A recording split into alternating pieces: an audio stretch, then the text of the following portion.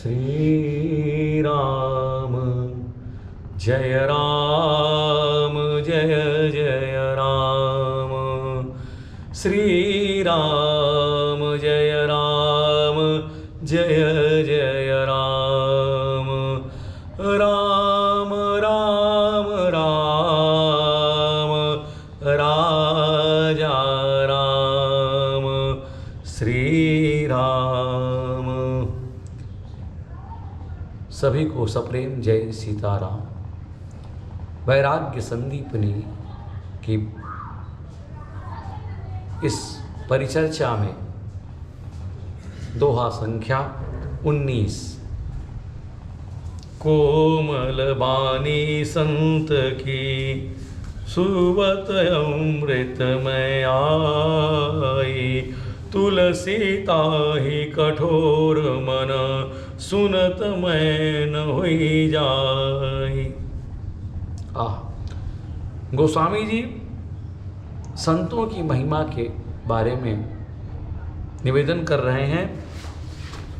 संत की वाणी क्या है? कोमल होती है, उसमें अमृत से भरा रस झरा रहता है, भरा रहता है, झरझर गिरता रहता है। और गोस्वामी जी कह रहे हैं कि उसे सुनते ही कठोर मन भी पिघलाए मोम के समान क्या होता है? नरम हो जाता है। कोमल वाणी संत की वो क्यों करते हैं? वाणी कोमल क्यों हो जाती संतों की? उसके पीछे का कारण गोस्वामी जी कहते हैं श्री राम नामामृतम। वो सदैव भगवान के राम नाम रूपी अमृत का पान करते हैं, गान करते हैं। नाम के रस से उनकी रसना भी सिक्त रहती है, और जब उनकी रसना सिक्त होती है तो क्या होता है? उनकी वाणी क्या है? कोमल हो जाती है। और गोपियों का यही तो भाव था कि तव कथामृतम तत्व जीवनम। और कथा का रस तो उनका जीवन धन ही है। राम भगत जन जीवन धन से। कथा मात्रैक जीविनः। संत लोग कहते हैं, ये भागवत स्कंद के 8वें अध्याय के तृतीय में है कि एकांत, जिसकी व्याख्या खुद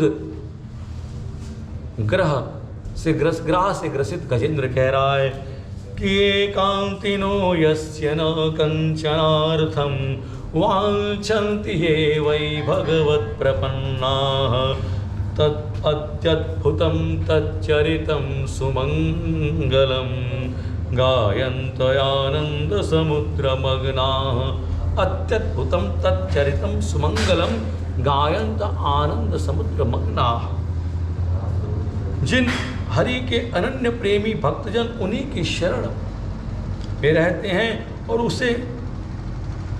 उनसे किसी भी वस्तु की आकांक्षा अभिलाषा नहीं रखते हैं। केवल प्रभु की परम प्रिय दिव्यमयी मंगलमयी लीलाओं का गान करते हुए आनंद से समुद्र में निमग्न रहते हैं। और क्या होता है? भगत उर चंदन। और हरि का निवास संतों के हृदय में सदा रहता है। अतः सरल चित्त जगत हित संत की वाणी कोमल ही होती है। इसीलिए कह रहे हैं गोस्वामी जी कि कोमल वाणी संत की सुवत अमृतमय आई। और तुलसी ताहि कठोर मन। श्रीमद् रामायण किष्किंधा कांड में हनुमान जी की वाणी की अनेकों विशेषताओं का सम्यक प्रकार से वर्णन करते हुए हमारे भगवान राम ने लक्ष्मण जी से यही कहा था कि अनया चित्रया वाचा त्रिस्थान व्यंजनस्तया कस्य नाराध्यते चित्तं मुद्यता सेरेरपि। भगवान लक्ष्मण जी से कह रहे हैं कि हृदय, कंठ, मूर्धा इन स्थलों से उच्चरित इनकी वाणी मीठी विचित्र वाणी से किसका चित्त प्रसन्न नहीं होगा? अरे प्राण लेने के लिए तो नंगी तलवार हाथ में उठाए शत्रु का भी मन क्या होगा? बदल जाएगा, पिघल जाएगा। इसका सीधा उदाहरण कहाँ से मिलता है?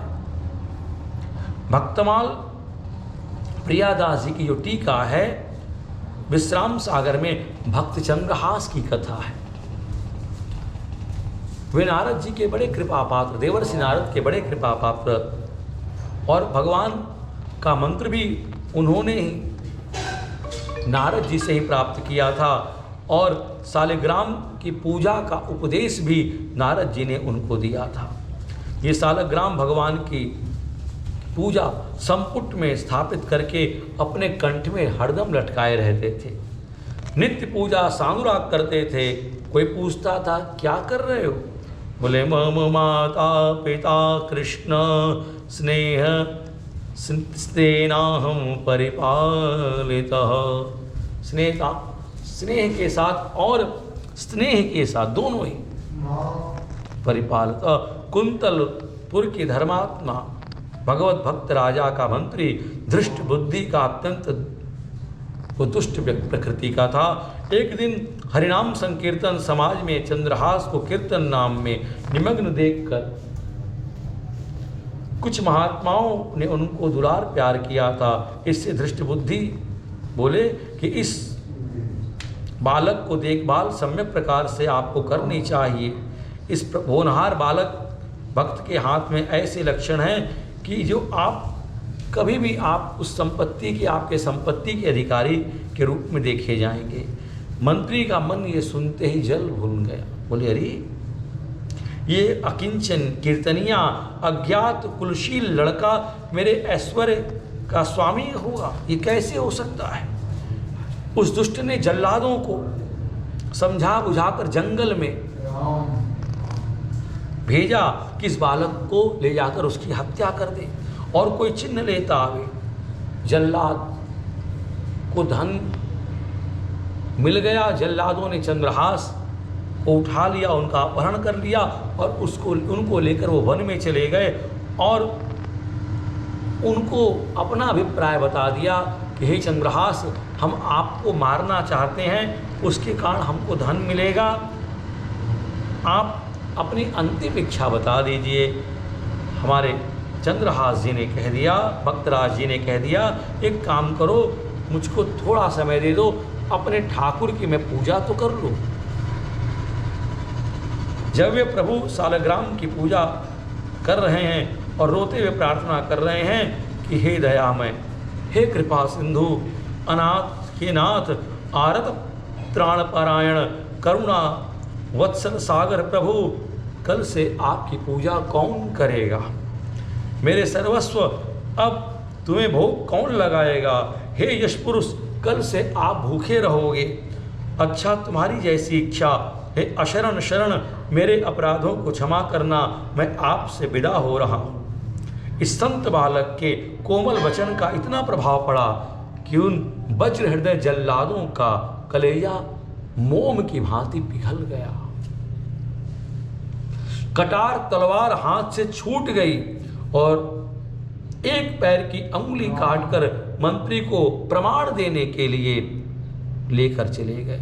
भगवत कृपा से भक्त की रक्षा हुई। संयोग से चंदनपुर के राजा चंद्रहास को उसी दिन अपने राज्य में ले गए, पुत्र और उत्तराधिकारी बना दिया। श्री ठाकुर जी के दिव्य विधान से चंद्रहास दृष्ट बुद्धि के दामाद भी बन गए। वही दृष्ट बुद्धि जो उनकी मृत्यु कारित करके संपत्ति की रक्षा करना चाहता था, और कुंतलपुर का राज्य भी उन्हें मिला। संत चंद्रहास की वाणी संत भगवंत और वज्र हृदय दुष्टों को भी के हृदय को भी क्या करती है? द्रवीभूत कर देती है। इसलिए गोस्वामी जी कह दिए कि तुलसी ताहि कठोर मन, सुनत मैन हुई जाए। राजा राम 19 दोहा परिपूर्ण है। सीताराम।